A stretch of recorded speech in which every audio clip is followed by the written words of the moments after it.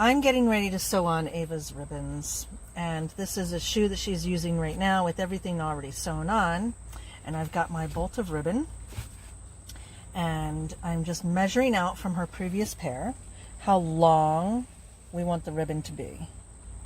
Okay, so then I usually add about an inch or two, just so she has a little extra, so she knows where she wants to trim it so that it'll be the right length. All right, so now I've got each piece of ribbon cut, and I'm going to mark them. One is for the inside and one is for the outside. So we've got LI for left inside. Do you want to explain that? Well, so each side, the inside and the outside ribbons, are going to be different lengths because they go around, Ava could explain it better, because they go around your ankle in a different way.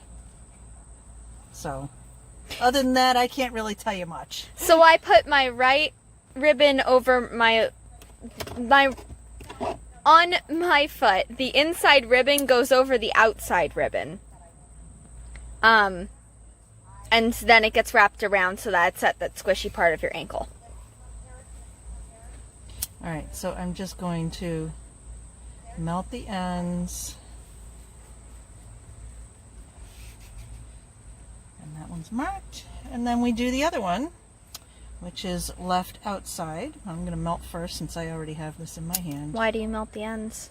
I melt the ends because they fray. And the same is true of regular satin. These are the stretchy satin ribbons. They're not satin.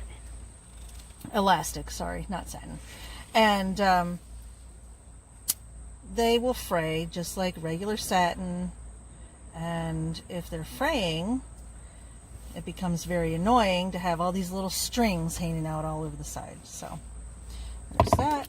And we have LR, or I'm sorry, LO for left outside. Okay.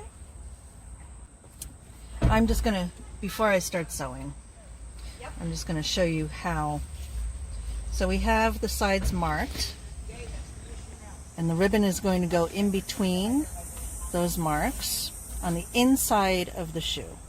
Now, I angle them a little bit. So the inside one is barely angled at all. You can tell, like, I angle them. That's my left shoe, by the way. Yeah, I angle them like this. On the inside here, this is the inside of her left foot. So I barely angle it at all. And on the outside, it gets angled a little more. I don't know if you can tell. Put it like this. Okay. All right, so we're back. We're going to sew Ava's Pointe shoe. And we're going to put on the heel elastic and the ribbons. We've already done the drawstring. I changed it out from a cotton one to an elastic one. So we're going to start with tools, okay? First thing you should get yourself is not a regular needle. These are crewel. It's a special type of sewing and special type of embroidery. I bought these over at Joann Fabrics. I don't know if it makes a difference, but this says European quality and size 2. They're the first ones I bought. I've never tried any other size or style. I do not have any issues with the heads of the needle breaking. Next, thread. So I use the stitch kit from Bunheads, which is a division of Capezio. I bought this particular one off of discountdance.com, I believe. But you can also get it at Capezio and certain other stores that sell Capezio products and Bunheads products will also have this. It is a beautiful color. All right. So I use these. So this is an index finger one and a thumb one. These are like little rubbery plastic covers for your fingers. You can get them at any office supply store, They are for people who work with paper a lot. They're to help you, they have little nubbies on the outside to help you grip the paper if you're constantly using the paper. You'll see a lot of bank tellers with them and so forth. You just get a box of them for a couple bucks. All different sizes in here. Then we've got a special thimble. So the dark green is a little bit squishy, rubber. The light green is very hard. Okay, this one fits on my middle finger because it's my strongest finger, and it's got little indentations all through the light green here. Here, I'll show you. So you can take a needle, you can put it right inside there, and you can push really hard. And no, I'm not flipping any of you off. Okay, sometimes when you get to sewing the ribbons, you have to sew over the seam, and it can get a little difficult. So I use this to push the needle all the way through without hurting my fingers. All right, so first thing we're going to do is you cut yourself about 2 feet of string, and you put the thread through once. You leave a good tail, okay? This is your tail, so you're going to leave a good tail. And in order to knot it, what you're going to do is very lightly moisten, sorry for people who hate that word, moisten your fingers, hold the edge of the thread, wrap it once, cross over, and then you're going to take your thumb and you're going to just roll the thread, okay? And you're going to take your middle finger and you're going to pull, and it will create a knot at the end, okay? It's a very good sturdy knot. I am just a neat freak, so I clip off the little tail so that you don't have a lot of stuff hanging out. Okay, next, we already pre-measured our elastic, and this is the right length for around her ankle for where we attach it onto the shoe. So first thing I do, these are cut straight across. First thing I'm going to do is put the ends together, and I'm going to cut a 45-degree angle. Hold them very tightly because they will want to move on you, and you'll get an uneven cut. And then I just melt the edge just a little bit. Why do you cut it in a 45-degree angle? I cut it at a 45-degree angle because when I go to put it on her shoe,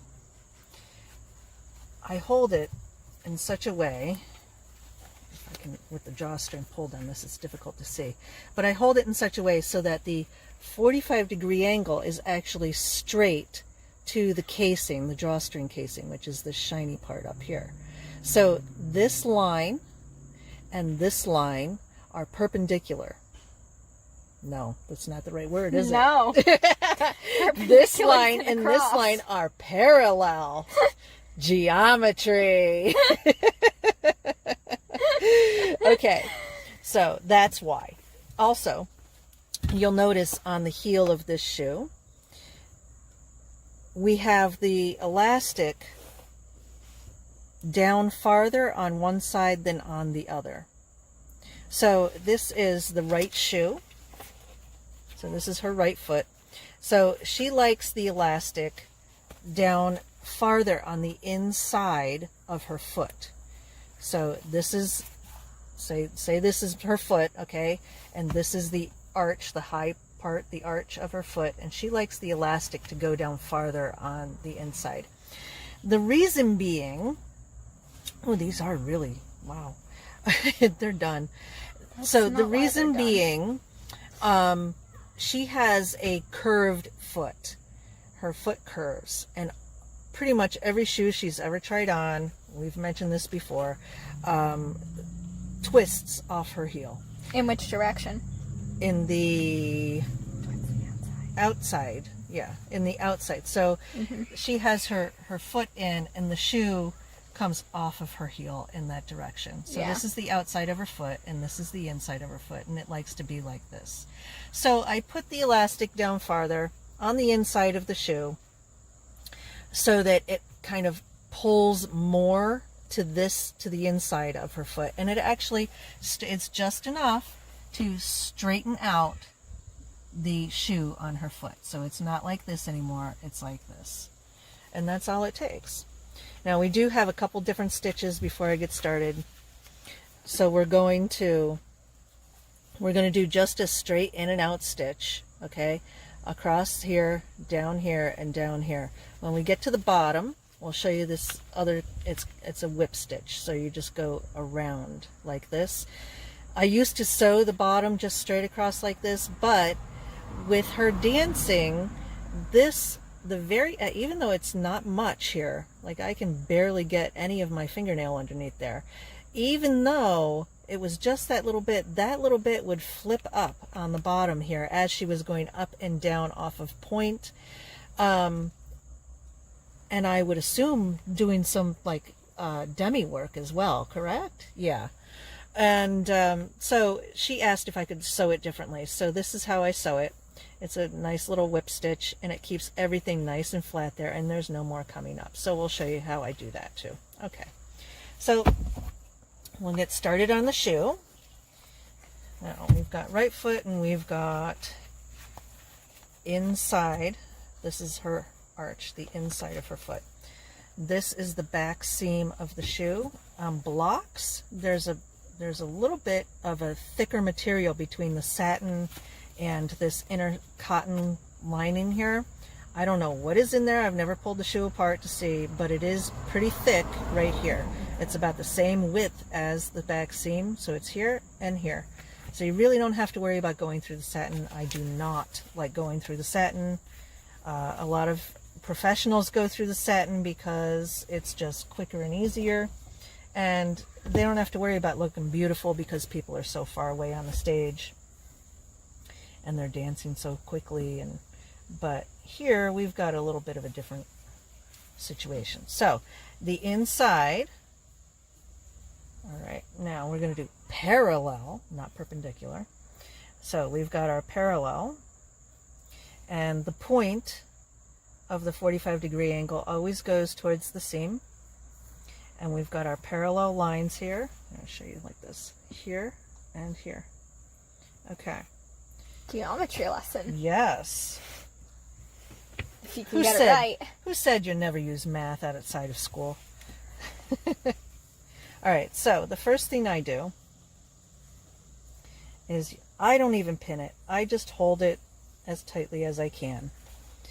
And take your needle and thread. The only time I go all the way through the shoe is when I do the top part of the ribbons and the elastic, when it's right close up to the drawstring here. So I go in a little ways so that the knot, I don't start right on the outside edge, because this knot can be a little annoying to the softness of the area around the bottom of the ankle. So I make sure that that goes up underneath the elastic. You see it there? And it stays there. It stays up underneath the elastic. Then I go backwards a little bit and I catch it in there.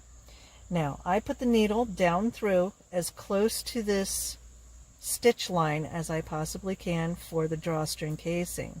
I go all the way through to the other side. Do not catch your drawstring. You can feel it in there. I've got plenty of room, and it's not going to be a problem. All right. What happens if you do catch the drawstring? If you catch the drawstring, you can't pull your drawstring, and that's going to create a real problem for your dancer. Okay, so make sure you pull your stitches good and tight, and we're going to go, whoop. Okay. I like to catch the very edge of the fabric, of the elastic right here. So I go outside of the edge of the elastic, and then go back down inside.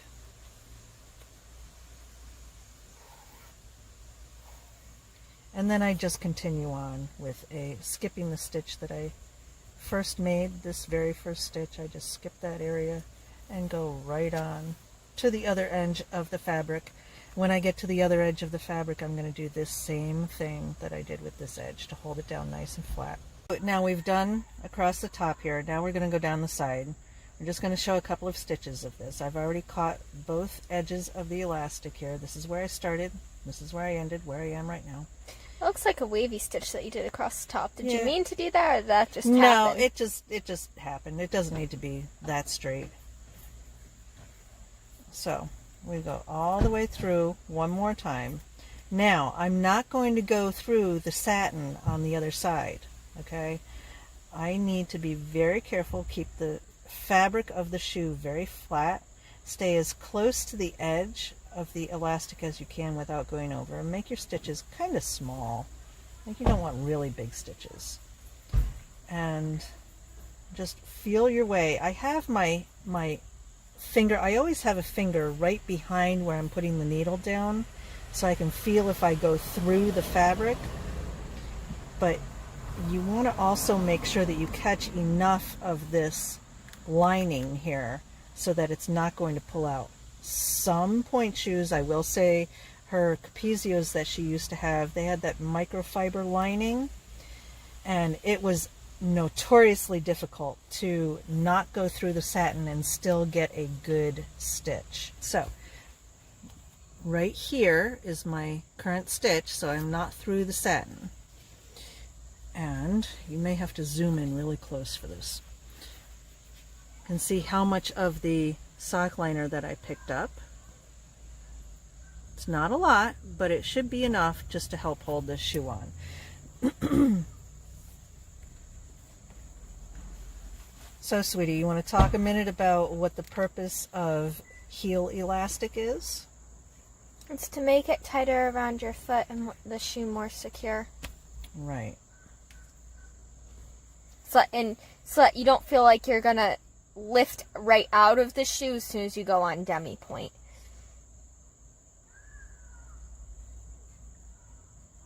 If anybody who has ever tried on Pointe shoes, brand new pair of Pointe shoes, would know that, especially because the drawstring's not pulled, but even if it was, you would just like pop right out. Your heel would pop right out of the shoe as soon as you went up onto demi point.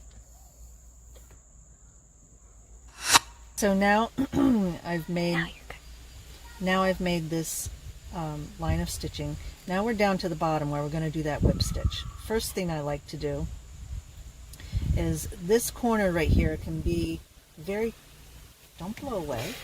Ribbons are flying away. This is the lovely thing about being outside. All right, so this corner can like pop up a lot. So I do everything that I can to try and secure that corner. When I make these whip stitches, I want to make sure that I'm not starting my needle all the way out here. And I want to make sure that I'm not starting my needle all the way underneath the elastic either. As close to, you want to put your needle in as close to the edge of the elastic as you can without going under and without being way on the outside of it. So goal right now is to get this little tip to stay down. So let's see what we can do. All right, so you see now how that's staying down, and that will get even better as we make our whip stitches along the bottom edge here. So again, we start as close to the bottom edge of the elastic as we can get. And we don't go very high up into the elastic. Okay. Any specific reason for that? Well, you don't really need to. It's a waste of thread, and this thread is beautiful and precious. I swear to you, once you start using this thread for sewing Pointe shoes, you will never ever use anything again. It is very strong. It is stronger than dental floss, which a lot of professionals will use the dental floss. But this is just a wonderful, wonderful thread. And we got all loopy. Yep. But you see now this is where it's knotted up. If I don't pull that tight, what I can do now is I can pull my stitch away. Okay. I can put my needle inside there, hold the bottom of the stitch, and just pull up on the needle, and it just unravels beautifully. Now, to make sure that it doesn't ravel up again though, you can do a couple of things. You can put a finger inside or something else. Okay. You see, it wants to ravel right back up. So I can put a finger inside to keep it nice and straight. Okay. Or the other thing you can do, I'll show you with the next stitch. The other thing you can do is just flatten all the stitching out with your thumb or finger, and that usually works pretty well too. Okay, there you go. Now we just continue to the other corner, and then we go up to the top, and then I'll show you how I finish it off. Alright, so we've done all the way around, and we're right back to where we started here. Now, I don't like to have any extra irritation, so I'm not going to knot the end of this right next to where I had the original knot when I started. I like to make things a little more difficult on myself. So, Easier on me though. So, I pull down the elastic and I pull back the drawstring casing far enough to expose, you want to get in here really close, to expose the top stitches here. Then what I'm going to do is go under the top stitches till I get to about the middle, or maybe 2/3 of the way over to the opposite end of the elastic. And then I will make my knot. There is a very good way to make a knot. You don't finish it off the same way that you did here. So the way we make the knot is like this. We find the last string that we went under, we go under it one more time so that we are making a loop. So, ooh, come on.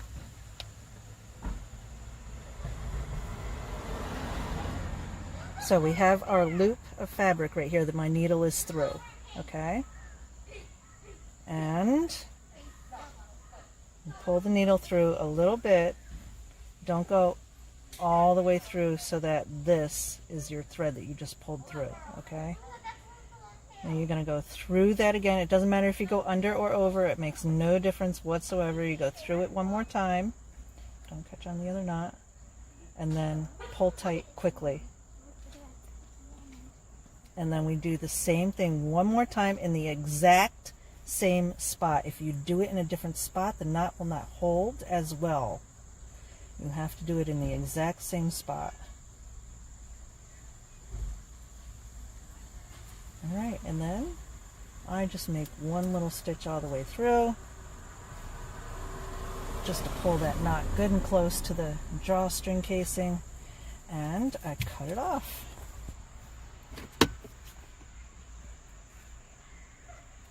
And that is one side of the elastic. So the next side, the other side, will not be as close. The other side will go right about here. You see the difference? And it gets sewn exactly the same as this. When we come back, we'll show you the finished product of the elastic, and we'll start on the elastic ribbons. She likes her stretchy ribbons. Yeah, satin is way too constructive. Okay, so we're done with the heel elastic, and this is the outside of the shoe. You can see I made one stitch all the way through there by accident.